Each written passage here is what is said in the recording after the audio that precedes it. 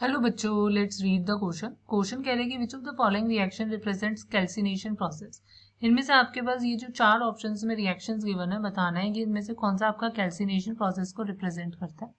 तो सबसे पहले हमें इस क्वेश्चन का की कॉन्सेप्ट जो है वो समझना होगा।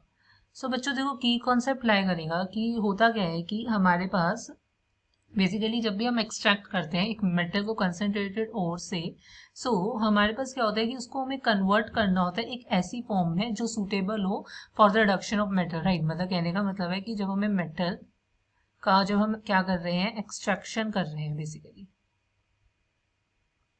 मेटल का हम क्या करते हैं, आपका एक्सट्रैक्शन फ्रॉम द कंसंट्रेटेड और इस कंसंट्रेटेड ओर को हमें एक ऐसी फॉर्म में कन्वर्ट करना होता है कि जिससे हम मेटल को इजीली रिडक्शन कराकर एक्सट्रैक्ट कर सके। फाइन। यूजुअली हमारे पास क्या होता है कि दो प्रोसेसेस होते हैं for the isolation of metal from this concentrated ore. एक होता है हमारे पास कैल्सिनेशन एंड एक होता है हमारे पास रोस्टिंग।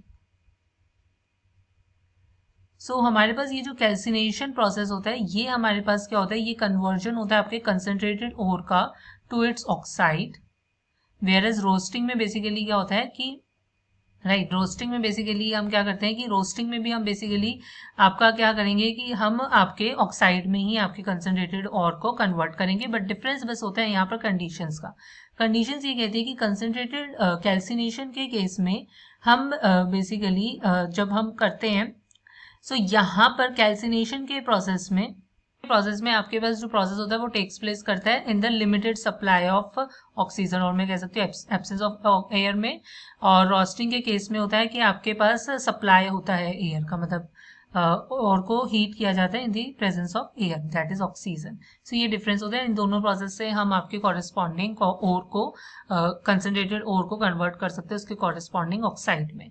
अब अगर मैं यहाँ पर बात करती हूँ, एक और डिफरेंस होता है कि कैल्सिनेशन जो होती है ये यूजुअली कार्बोनेट ओर्स के लिए होती है एंड रोस्टिंग जो होती है वो सल्फाइड ओर्स के लिए। यहाँ पर मुझे कैल्सिनेशन प्रोसेस बताने से आप देख सकते हो कि हमारे पास सिर्फ और सिर्फ कार्बोनेट और आपका सेकेंड प्रोसेस में दिखाई दे रहा है CaCO3.MgCO3 सॉलिड जो है ये कन्वर्ट हो रहा है CaO solid plus MgO solid plus 2CO2 gas.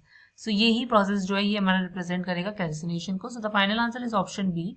Hope you understand it well. Best of luck. Thank you.